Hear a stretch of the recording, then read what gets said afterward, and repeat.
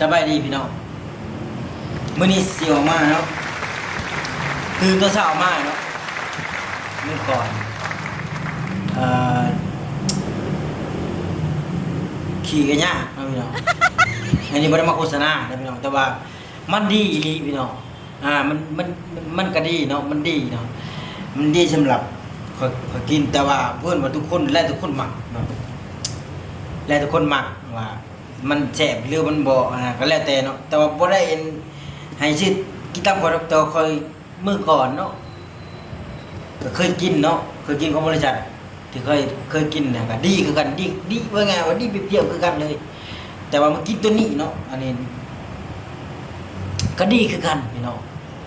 ขี้แตกขี้แตนผู้ใดกินของมันกินของข้าวพี่น้องผู้ใดอยากซื้อมากินเลยพี่น้องบำรุงตอนนี้น้ำหนักก็เมื่อก่อนนะ70พี่น้องเลยแต่กำลังจากคนกินตัวนี้มาแล้วเนาะ70เนาะเคยกินตัวนี้เนาะกินตัวที่ว่าเคย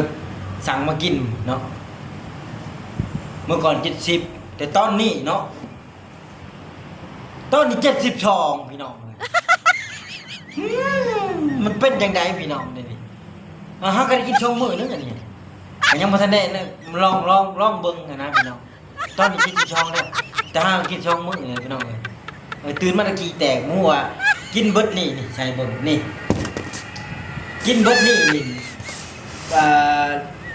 น่าจะจ่อยพี่น้องน่าจะจ่อยพี่น้องบ่ได้มาโฆษณาให้เจ้าได้บ่ได้มาโฆษณาแต่กินแล้วมันก็ดีลีพี่น้องมันดีมันเฮ็ดให้ขี้เฮาโลนะว่าไงมันคักนะพี่น้องนะบ่ได้มาโฆษณาได้กินแล้วมันก่อนกินดิบตอนนี้7จองเพราะว่าบ่ได้กินถ้ามากิน2มื้อแล้วก็สั่งมากินรอบนึงกินแต่มื้อนี้เดี๋ยวอาทิตย์หน้ามันสิลดน้ำหนักได้